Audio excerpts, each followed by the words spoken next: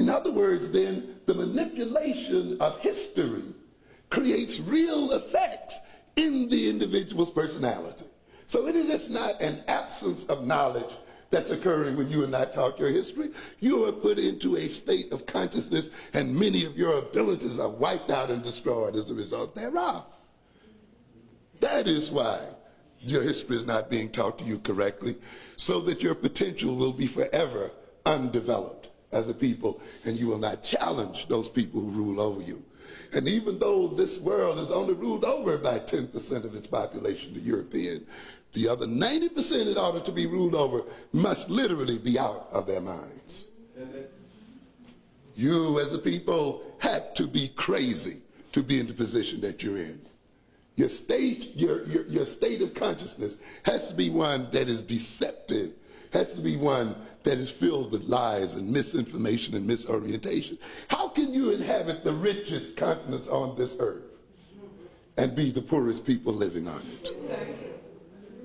How can Japan, with no resources at all, be seen as the richest and most powerful nation on this earth, except that those people who have the earth's natural wealth see themselves as poverty-stricken and are poverty-stricken in their consciousness? You will see later on then that if the education doesn't wake you up from this, you are still going to be servants. You think perhaps that your ability to choose various courses at this school and other schools, your capacity now to choose whether you will be a computer scientist or this or that, means that you've advanced beyond your great-great-grandparents who were slaves. You have not advanced one bit. We don't have time to talk today about what I call the European constants, those things that remain the same despite all the apparent changes that occur in the world. As a matter of fact, the changes that occur in the world are meant to maintain the very basic constants.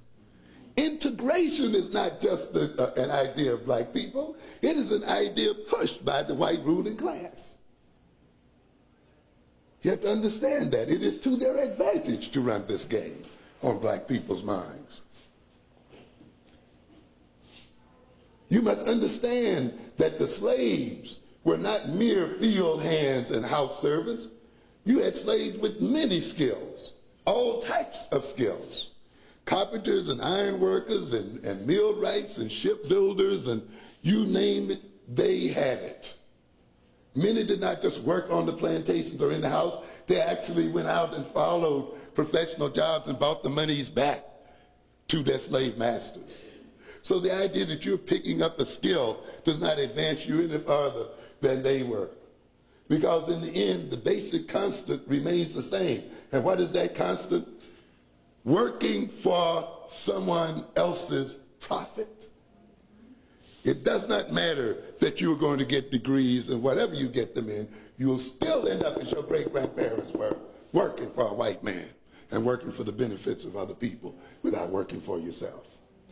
So then an education that does not liberate you from this, and in many times in history, ladies and gentlemen, slaves and servants educated their masters, but they were still slaves and servants. So knowledge alone will not free you. The development of skills alone will not free you. You must understand that you have to overthrow the situation that you're in. I demonstrated in the African Echoes lecture that it is the forgetting of our history that has robbed us of very practical